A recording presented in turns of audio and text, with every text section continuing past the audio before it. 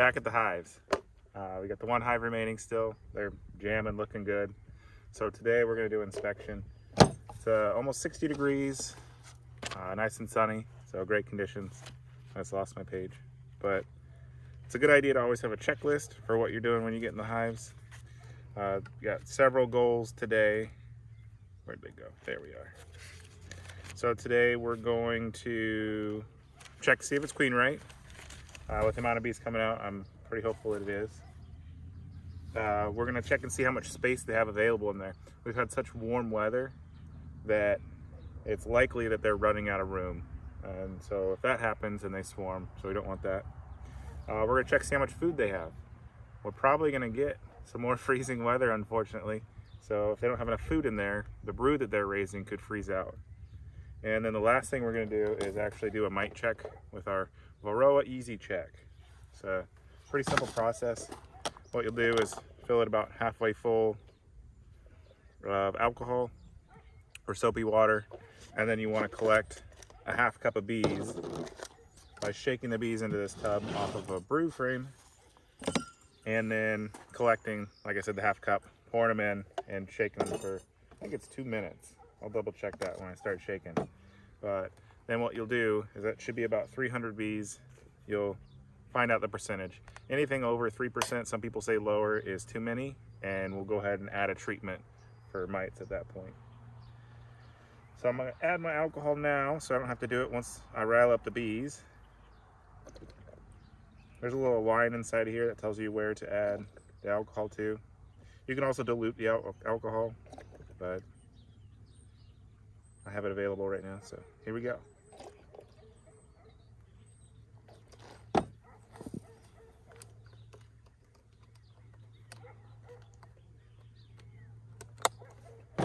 So like I said, queen right, space, food stores, and a mite check.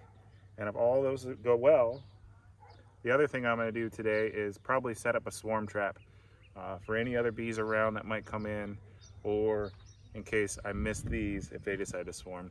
So if we see queen cells in there, that's a good indicator that they're thinking about it. Again, it's still too early, but they're making drones, which also indicates that they might be thinking about getting ready for the season. So I'm gonna suit up and then we'll get started. We've got maples in bloom. We've got red dead nettle in bloom. Some people are saying that peaches are coming in.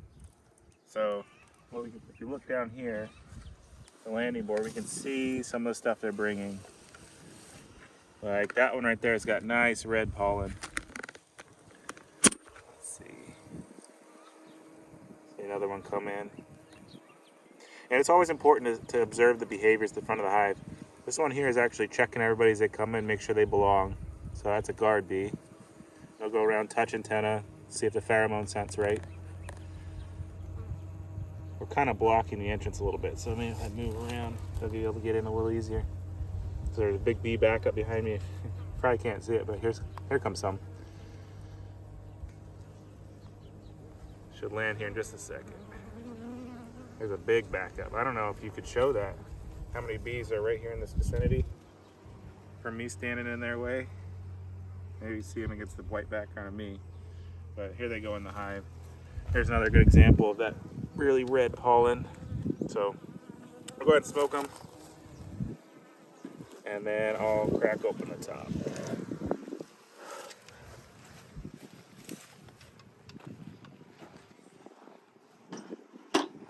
I'm actually going to open this one up real quick and look and see what we have in there. If we need to, we might be able to pull some of the frames off of here to use inside the other hive to make space.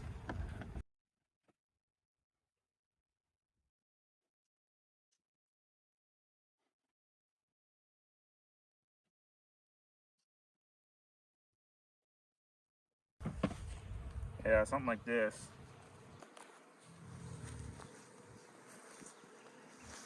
Nice empty frame. Give them immediate room to start laying more if the queen's out of space. So we'll put this one on standby. Maybe another one. Let's see. Yeah, it's another decent one.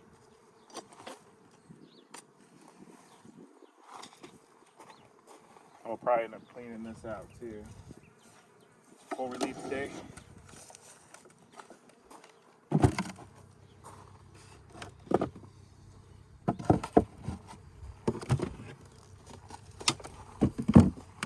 All right, so that smoke's had a little bit of time to dissipate inside there. So we'll see just how packed they are today.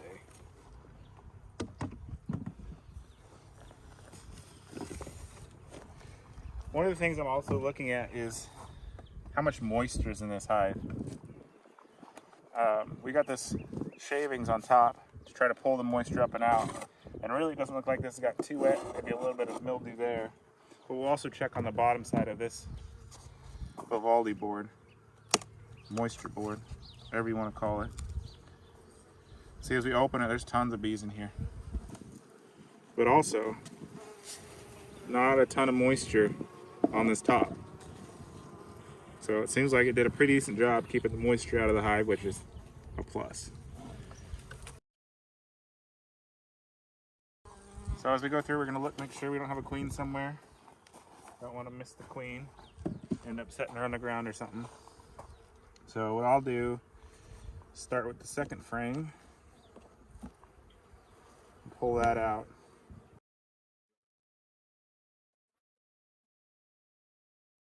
So it looks like just mostly capped honey here still. You want to get a close up of this little bee. It's got little red pollen pants. So I'm scanning across, making sure the queen's not here. I'm also looking for any drones that might be in here. And I'm not really seeing any yet, which is not bad. So usually what we should see is mostly food stores on the outside, and then the middle frames, and roughly the shape of a football, you could expect to see brood.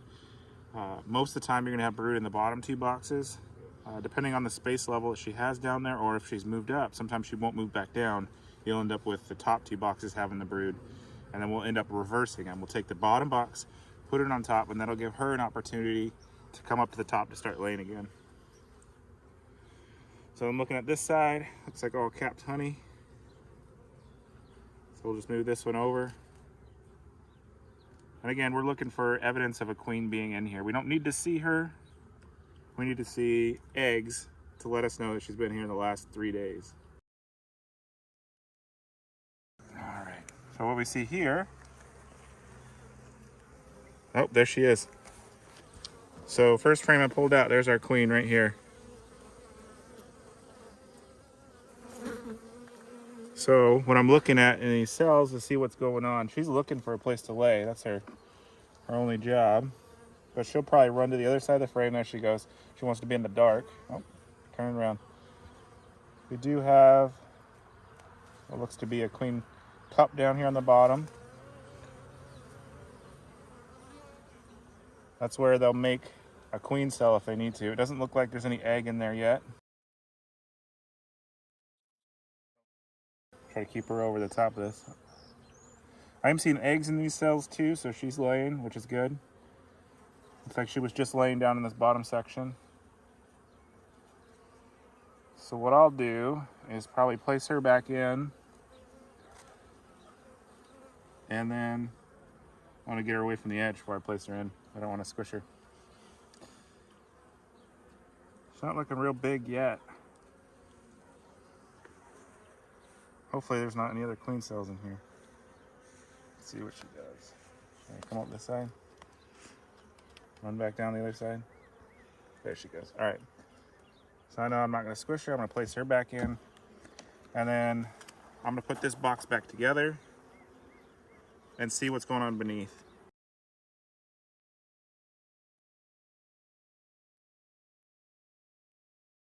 So first thing I'll do is check the bottom of these frames, see if there's any other queen cells going on. Doesn't look like there's any. And also another thing you can look for is drone cells. They'll be along the bottom edge of these frames a lot of times. When you split the boxes, you'll be able to see into those cells with the larva and look for mites on those larvae. The larva is a really nice white, and the varroa is almost a red color, so pretty easy to see.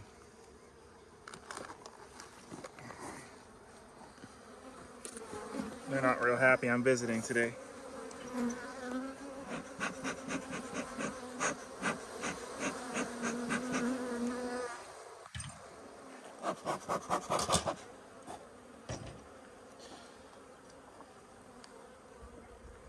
So I'll do the same thing in this one, starting with the second frame, which these frames are a little bit misplaced. Pull this out. See what we got going on.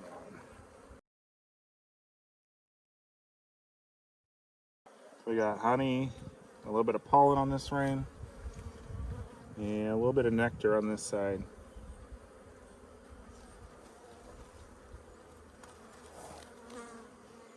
I'll set that over here.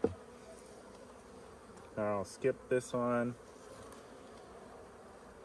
See what's going on this frame. This frame's really light compared to the honey frames, but has great brood pattern. So we see most of those cells are capped over. That brood will emerge soon. But you see a few in the middle that either could be emerging or just was backfilled with nectar. But you want to see that. You want to see a really solid pattern. Then this edge, see if we can see any eggs. Not really seeing, maybe a couple down on this edge. So she hasn't been back here yet to lay in this one. And then we got another great brood pattern on this side. So usually the oldest brood's going to be toward the middle, and as it radiates out, you can see younger and younger larvae. And then if she's been here lately enough, you'd see eggs down here, but it looks like she hasn't laid this section out.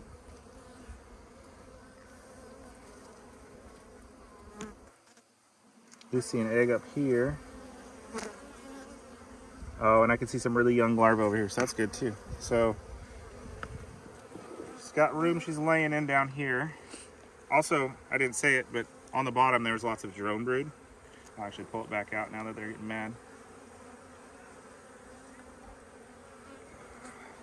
And we can look at some of it and see if we can see any varroa down here. And not seeing any on these ones, which is a good sign. Varroa likes to reproduce in the drone brood. There's more space, more to eat. So actually it looks pretty clean. Not to say there isn't varroa mites in here, but we're just not seeing them yet. So put this box back together. Oh, let me check a little bit more. See how much I can stir them up. I do want to see how much brood is in here. This one is mostly uncapped brood, all the way down to eggs and sides. The last thing I'm going to check for, now that I've seen that they do have some space, they do have lots of food stores still, is whether or not she's made it into the bottom box to lay down there. If she has, then we won't need to reverse. If she hasn't, we'll take the bottom box and put it on top. So far, she's at least traveling between the top two boxes to lay.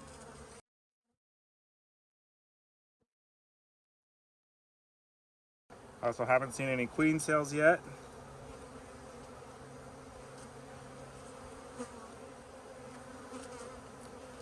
That's a good sign as well.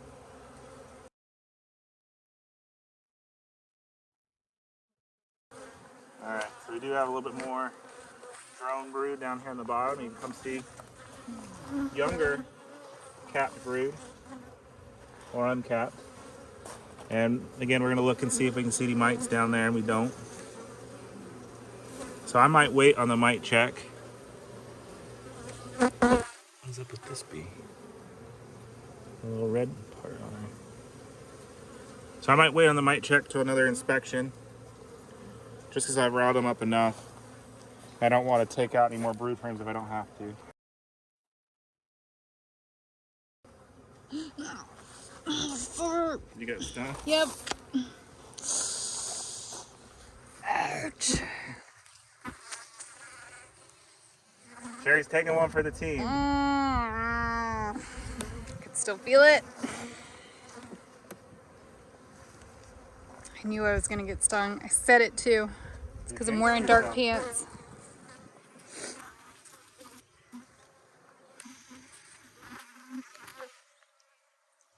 All right, so on this first one. All right. Yep. On this first one, we can see that there's really not much going on. There's a little bit of pollen in here, a little bit of bee bread up in these cells, but not much else going on. Same thing on this side, a little bit of nectar, but there's no eggs. So what we can do, if that's the same on the next frame, is actually take this off and move it to the top. The queen will have lots of room to lay. So here we go, we got another the same.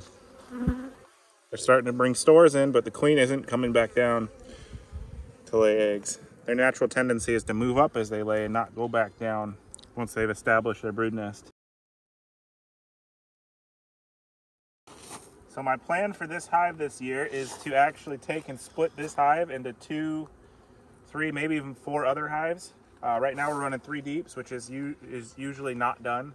Here in Kentucky it's usually 2 deeps and then supers over the top. So we got an extra super already, an extra deep to be able to split from and either reproduce our own queens or buy queens and start new hives with them. Lots of bees in here to be able to do that with, so long as we make it through the rest of this winter. And all these frames are just empty. Oh, now they're mad. Dang it. Don't do that. That riles them up. Alright, I'm going to go ahead and put this back together and then we'll reverse our hive. So I'll take this off the bottom board and then place this one down next, and then finally the last one will be the first one we remove.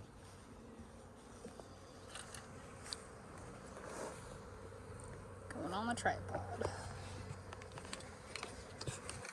How you doing? I'm fine. So strong. I just want to be able to walk away if you're bumping stuff. Keeps it interesting. Yeah, for you. So the last thing we can do is take this time to check the bottom board. Make sure it's not too dirty.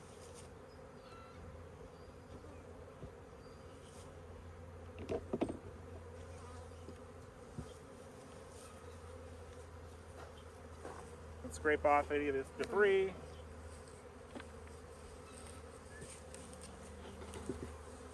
Usually don't do it in front of your hive, but I'm in a hurry.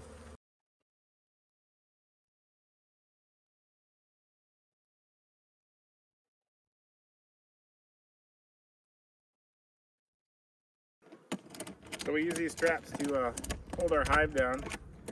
We just had some wicked wind that came through, tore out our tree. And if I didn't have this strap on, there's a good chance it could have fallen off this hive stand and we could have lost most of our bees. Fortunately, that didn't happen. We had it strapped down and everything was all right. So I'll put these back in here for now. When we get our new bees, we'll use this hive. But we did what we came to accomplish mostly. Saw there's a queen in there, she's laying. Lots of good brood. Eggs, all stages of the larva. There was a ton of room in that bottom box, so we put that on top so the queen has room to come up and lay in there. They still got lots of food stores, which is good, and they're actually bringing food in, which is also good. So I'm not too concerned about that yet. What we'll do is watch the weather. If we have really cold weather coming up, we'll check them and make sure if we need to add any food to them or not. And probably here in a few weeks, once we have another day like this, we'll check again and see how their drone making's going and whether or not they're starting queen cups or queen cells. We saw one, that was it. It was dry, there's no egg in there. So they're not trying to make a queen yet, but I'll set out a swarm trap just in case we can catch somebody else's bees or our bees that we're not noticing running off. But that'll be in another section of the video. Like and subscribe for more amazing content, and comment down below what you liked most about this video.